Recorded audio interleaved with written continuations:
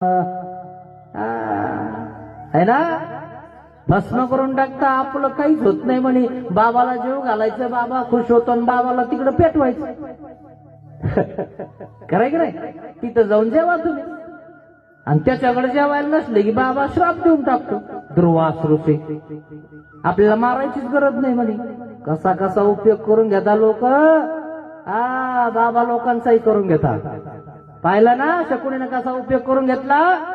शकुनी पासून सावध राहा, चमच्यापासून सावध राहा.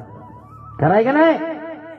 मग खाऊ घातलं म्हणे काय पाहिजे, पुरणपोळी घ्या, बासुंदी घ्या, रोज दान धर्म, आठ दक्षिणा, जे द्यायची ते द्या म्हणे. दुर्वास ऋषीचे सगळे संतन दुर्वास ऋषीचा असा प्रसन्न झाला पाहिजे म्हणे, विचारूच नका.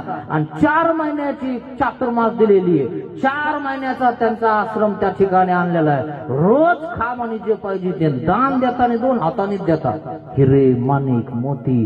बाबा लोक खुश. 4 महिने झाले म्हणे आम्ही तुमचं खुश. हो म्हणे काही मागून घे ना मग दुर्योधना, जे पाहिजे ते माग. कानात मंत्र सांगितला होता कोणी, शकुनी. काहीच मागायचं नाही म्हणे. प्रसन्न झाले ना म्हणे, तुमचा आशीर्वाद आहे ना बस. मागून घे म्हणे दुर्योधना, तुला पाहिजे ते. दुर्वास ऋषी, तुमच्या आशीर्वादाने मला काही कमी आहे का? तुमची सेवा घडली हेच पाहिजे म्हणे मला, बाकी मला काहीच पाहिजे नाही म्हणे. काहीच नाही. मंत्र दिलेलाच होता, पण एक खतखत राहिली म्हणे माझ्यावाली. म्हणे काय खतखत आहे तुझ्यावाली? आमचे भाऊ वनवासात गेले, त्यांना असा पराक्रम केला आणि हे मला चांगलं नाही वाटत. मग त्यांच्या घरी जाऊन तुम्ही जेवण करा, त्यांना लाभ झाला पाहिजे की नाही? मला घडलं, त्यांना घडलं पाहिजे का नाही? हा. आता बाबा तो दुप्पट खुश झाला. बाबाला वाटलं जंगलात जाईल, भावाची सुद्धा याला किती काळजी आहे. आता बाबाचा सत विचार, चांगला विचार, पण हे चमच्याने सांगितलेला विचार आहे बाबाला कुठं कळालं? खरे की नाही? शकुनी ना. आणि मग ठीक आहे म्हणे, काय हरकत नाही.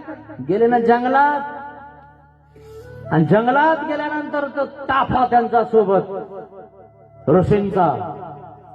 आणि जंगलामध्ये त्यांनाच खायला नाही, इकून तिकून कंदमुळे वगैरे वगैरे जमा करून खातात.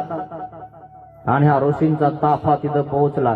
सूर्याने एक थाळी दिली होती आणि त्या ठिकाणी त्या थाळीतनं अन्न निघत होतं, पण द्रुपदा औसा जेवल्यानंतर निघत नव्हतं. आणि म्हणून त्या ठिकाणी तो ताफा पोहोचला. पोहोचल्यानंतर त्या ठिकाणी दुर्वास ऋषी जंगलात भेटले.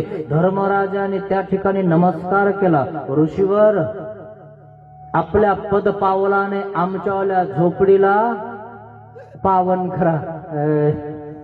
अशा ऋषींच्या पावलानं आपल्या झोपडीला शोभा आणतोस काय? यासाठी ऋषी आहेत काय?